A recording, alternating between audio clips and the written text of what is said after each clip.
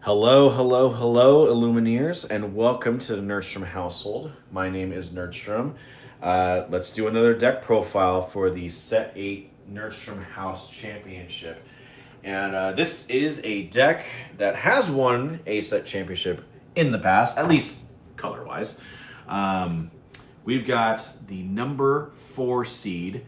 Um, Number 4 seed, Ruby Sapphire items deck. That's the reason why this video is called "We Got That Swag" because it's got plenty of swag in this deck. This is a deck that has won a lot of championships around the world. DKP is well known as a solid player of Ruby Sapphire, but this is not Ruby. This is not DKP's deck build. This is actually one that is a popular one, but still not. It's not the most popular one. It is an item build. I decided to go ahead and go with an item build on this deck because I wanted to make other decks useful and relevant for the sake of the Nerdstrom House Championship. And in order for us to do that, I wanted to make sure that this deck didn't have to rely on Shark in order to win the game. Does it make it weaker? Maybe a little bit, but I do think that this deck is a pretty solid option overall. And there's a little bit of spice in this deck. It's kind of an interesting choice in there too, but I did kind of make it in such a way that I never have to worry too much about aggro decks, just in case, like a deck comes in and is like, oh my gosh, I have to like worry about an aggro threat while I'm trying to build my ramp. So yeah, this is a solid deck, and just so you know, it is in the box of Sisu, and I'm sitting on a game mat of We Could Be Immortals as a thing. You might have known that this deck has been known to be on the How Far I'll Go playmats, and the main reason why is because this deck does not run How Far I'll Go, and I know that sounds like crazy talk, but hopefully when I explain how the deck goes, maybe it can be a reason why. Maybe you can understand why I decided not to do How Far I'll Go. So let's go ahead and get started. For the 1-drops, you know it, you love it. Popsicle. It's an item. Getting right off the back with the items and everything like that too. 1-drop, inkable. It's got jumbo pop. When you play this item, you may draw a card. And then you banish this item, you can remove up to 2 damage from a chosen character. It draws a card, it protects your cards. That's solid option right there. And then you've got Vitalosphere. It's another item, 1-drop, inkable. You can pay 1 and banish this item. Chosen character gains rush and gains +2 strength this turn. A lot of people use this for the rush ability, but I always tend to forget about the strength +2. It can sometimes like get you out of a hole pretty easily in those situations too. So I think Vitalosphere is a really solid card. I think it'd be perfect if I had Sharks in there, but again, like I said, I'm not running Sharks in this one. But I think there's some cards in here that could still benefit from its ability. For the 2-drops, we've got Tipo, Growing Sun. You know this one. 2-drop, inkable, 1/2 stat line. When you play this character, you may put a card from your hand into your inkable face down and exert it, and also quest for 1. 4 copies of Sapphire Coil, 2 costs, inkable. It's an item, and during your turn, whenever card is put into your inkwell, you may give chosen character -2 this turn. This can be incredibly helpful in situations where you have, like you're trying to use Big Sisu, for example, but they have a lot of strong characters, so you're trying to get the most out of Big Sisu when you possibly can. And that's the reason why there's 4 of them. I also got 4 copies of Sail the Azurite Sea as an action. It's a 2-drop inkable. In this turn, you may put an additional card from your hand into your inkwell face down, and then draw a card. So a lot of people will put their ink down on turn 2, and then they will play Sail the Azurite Sea, draw the card, see what they have inside of there, and then decide from there what card they want to ink. Now, just remember, it does have to be an inkable card when you put it in there. It's just like how Bell Strange but Special kind of runs. It's like the same kind of strategy. And then, of course, you got 4 Vision, right? No. Sorry, my bad. I've got 3 Vision of the Futures. Sorry, it looked pretty similar. 3 Vision of the Futures. Look at the top 5 cards of your deck. Put 1 into your hand, and the rest on the bottom of your deck in any order. This provides the means to kind of search your deck to kind of find the strategy, like kind of build that strategy that you're trying to build in order to win the game. 4 Vision of the Futures is usually my go-ahead. I was a little bit more nervous about what if I get into a situation where I play against a discard deck and I wouldn't want to have Vision of the Future be the one card that I have that I draw just to get another card.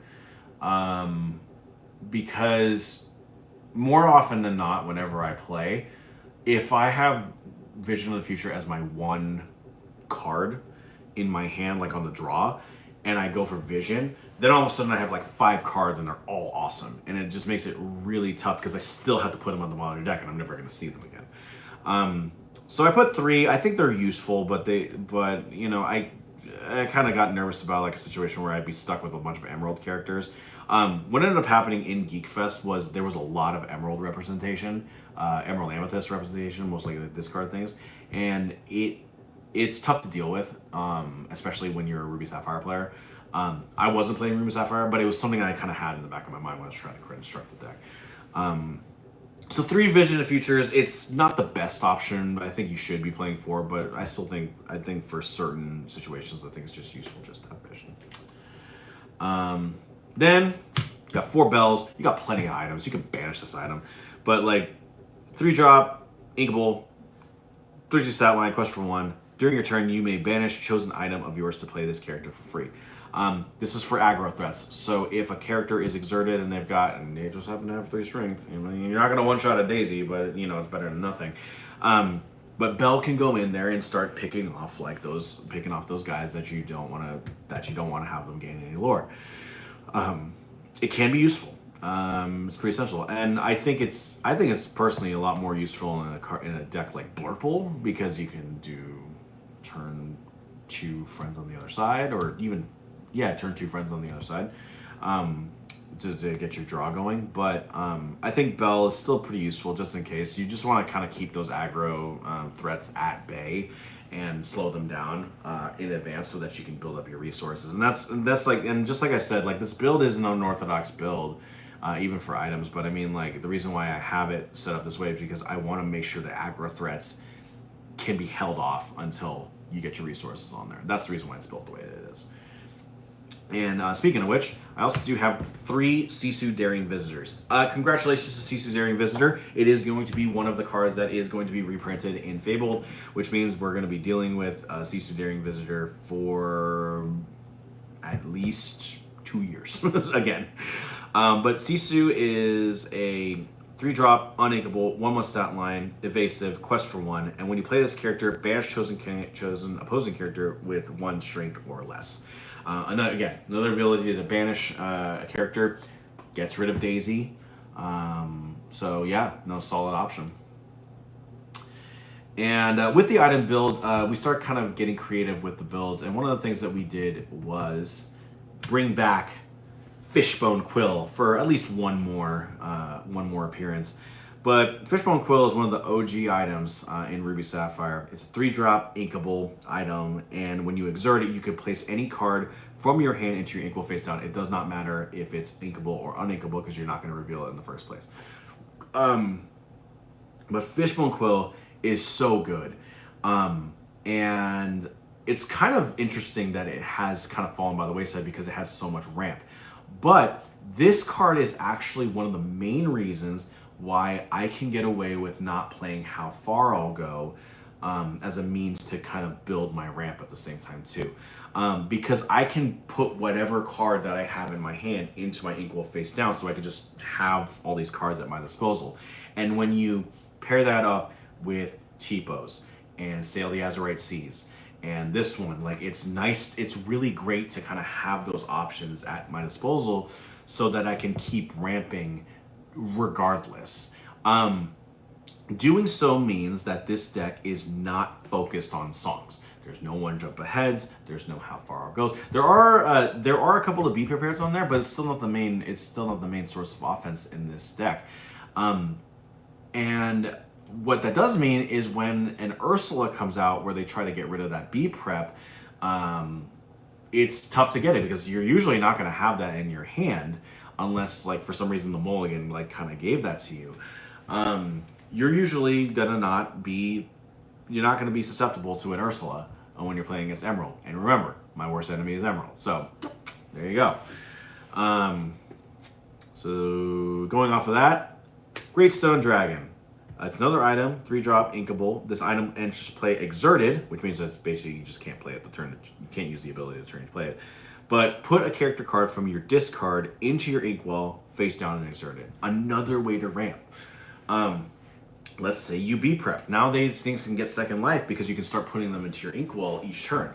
So that's another thing that's definitely beneficial in this regard.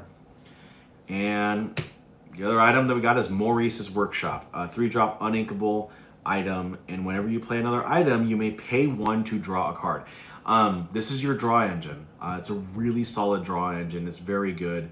I did play against a guy in Utah when I was up in there for business, and he was playing this items build that was it just popped off so well. And one of the main reasons why was Maurice's Workshop. You still had the ability to put down items, get cards, keep going, and try to find that kind of the cards that you want in order to win the game.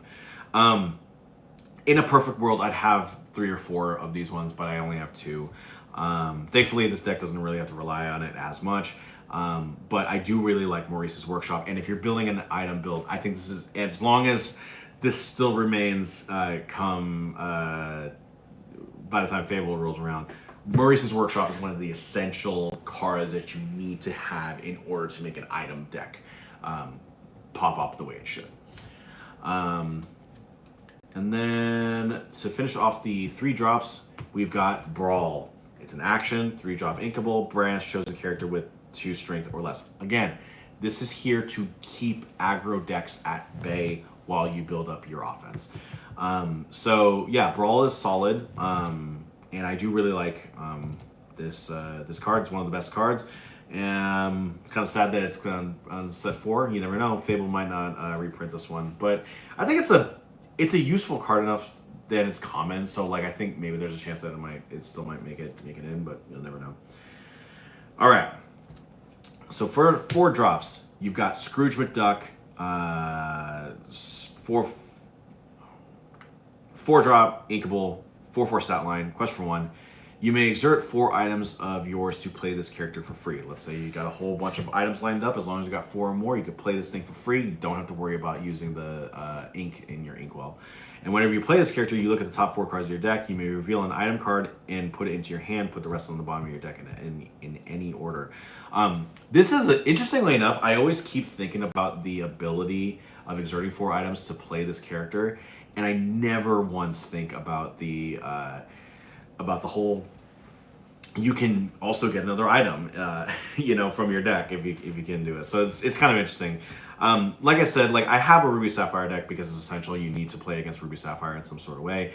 But I by no means do feel like I'm a good Ruby Sapphire player at all. That's why I always try to stay away from Ruby Sapphire in general, like when it comes to competitive play, because like so many people are going to be playing it, and they're probably a hell of a lot better than I am at playing it. So, but yeah, Scrooge McDuck is a solid thing, and I think this is an essential deck card that you want to have in your deck if you are playing items as the focus.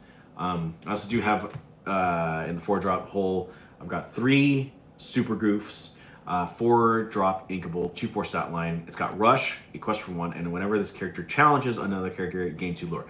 It just has a challenge. You can even get banished to this thing, but you still get your 2 lore. Again, another means to kind of keep aggro at bay whenever you possibly can. It's a little bit sticky because it's got that 2/4 stat line. Especially, it'll stick around if you have the if you got popsicles on board too. So, and then you've got 4 McDuck Manors. Let's say you have, I don't know, 12 ink. That's a realistic ink count that you can get in a Ruby Sapphire deck. just drop 3 Big Duck Banish. You should be good to go. But again, this is treated as a backdoor. You want to have options just in case so that you have the things necessary in order to kind of win the game that way. Then there are no 5 drops, so we'll move on to the 6 drops here. 6 drop Tamatoa, Happy as a Clam, 4/5 stat line, quest for 2, and when you play this character, return up to 2 item cards from your discard to your hand. Whenever this character quests, you may play an item for free. Yes, I should have 4 of these ones, but they are very expensive. I need to take the time to go out and grab some. But this is another card that's really essential in an item build such as this one. I think it works well with 2, but it doesn't work optimally enough at 2. And I think that's going to be a thing that could probably prove to be a disadvantage going into the House Championship. With a deck like Amber Steel Songs that it's going to be playing in the first round of the set championship, I don't think it necessarily has to worry, but it could be a problem going down the line, especially if for some reason he gets landed with Churn Dogs deeper in the set. You never know. That could actually be the downfall of that deck too. So, but yeah. And then for 7 drops, be prepared. 7 drop song, uninkable, and you banish all characters. So just wipe the board. There's only 2 of these ones because again, I did not want Ursula to go off, and I do have enough deleters in this deck that I feel you can kind of get away with not having to always have be prepared, like 4 be prepared. One of the things I never like doing, and it happens all the time, especially in the Ruby Amethyst deck, which we're going to get to in a bit, is that be prepared tends to show up at the worst possible times. It tends to show up at times when Ursula's on the board, Ursula's about to be on the board, and like I have to get rid of it.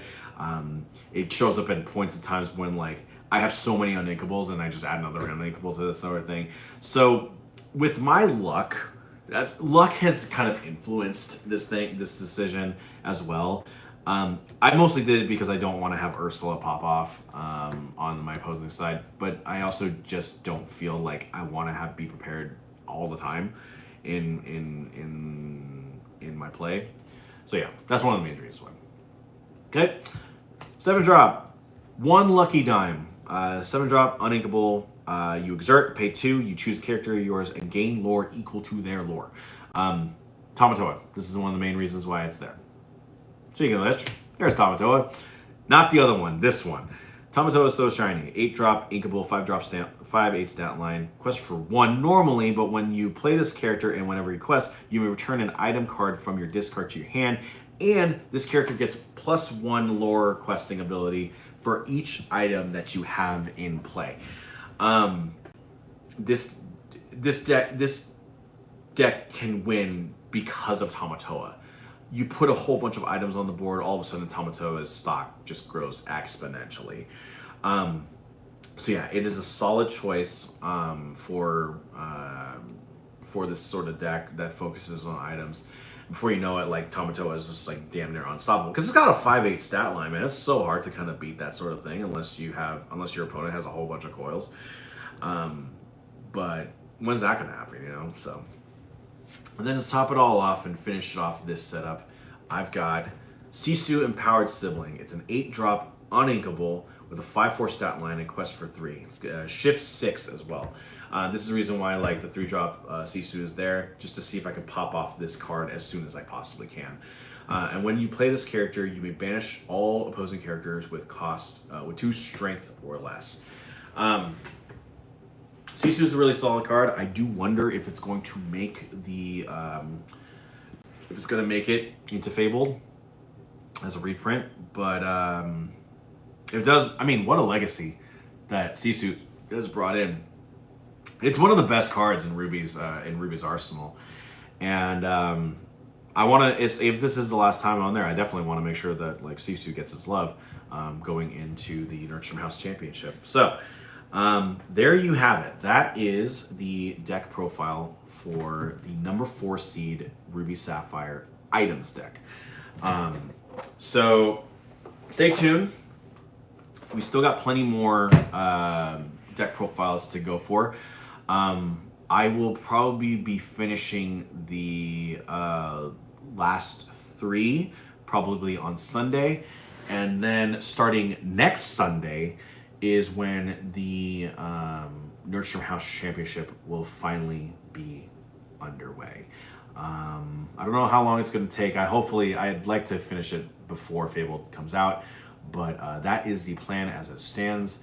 And of course, life events can get in the way. That's the reason why I haven't been doing a lot of content, but now you have a whole bunch of content that you can take a look at and feast your eyes on. Stay tuned for the next, for the final 3 seeds, deck profiles, and we'll get the Nerdstrom House Championship underway real soon. But until next time, my name is Nerdstrom, reminding you that just because I play against myself doesn't mean that you have to. Go out, make new friends, and let's get nerdy.